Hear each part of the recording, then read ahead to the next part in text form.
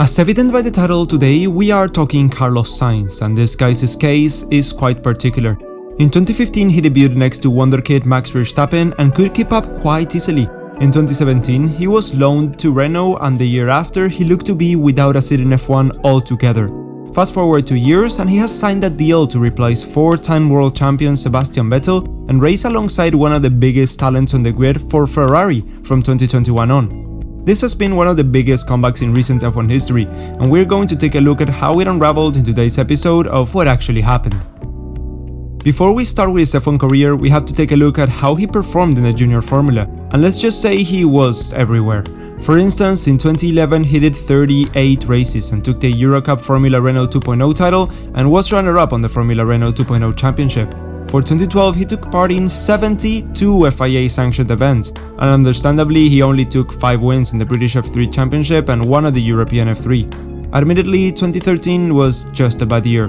With only 25 races contested, he finished 10th in the GP3 Championship with 66 points, while Team Kvyat took the title with 168.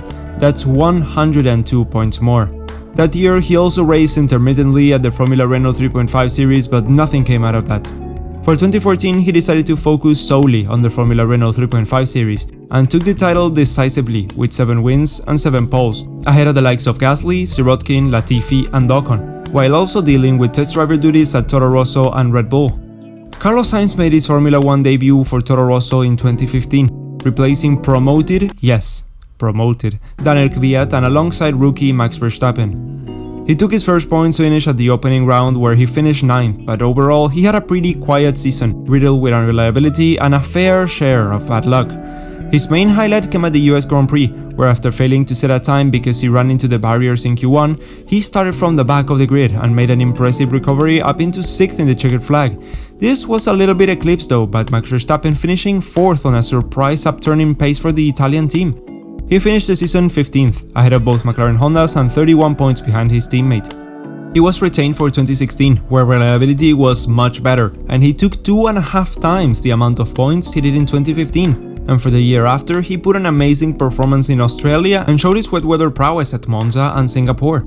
After the latter, he was sitting comfortably in the top 10 of the standings. At the same time though, the McLaren Honda divorce was wreaking havoc among the teams, and in exchange for an early termination of Toro Rosso's Renault supply contract, he was loaned to the Frenchman to replace severely underperforming Palmer for round 17 on and for the subsequent year. He was immediately on the pace and scored 7th position on his debut at the USA and came close to challenging for a podium at Mexico before he spun and severely flat-spotted his tires, which was the start of a series of problems that led to him retiring the car altogether a few laps later. He closed off the season with another retirement and kept his 9th place in the championship.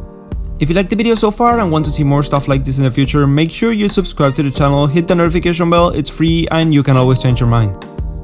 Sainz had a positive start to the 2018 season, scoring in 5 of the first 6 races but finishing behind his teammate in the first 6 events they both finished.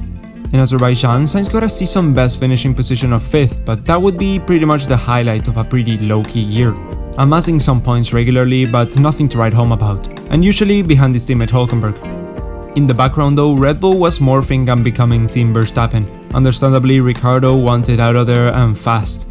After talks with McLaren and Renault, he decided to go with his head rather than his heart, because due to the nightmare that was the MCL33, opting to join best of the rest and steadily improving Renault team was just a no-brainer. Which left Sainz without a drive. He and his cousin were calling every team until they finally landed at Woking, with Carlos signing a 2-year contract in what was the biggest gamble of his life. It was either that or to be out of the grid altogether. This also meant shredding his Red Bull contract and being released as a driver for any and all purposes. Seeing how the previous year had gone for McLaren, they had no idea how they would stack up, if at the bottom of the grid or closer to the top 10, but as the season got going, they realized he made the right choice.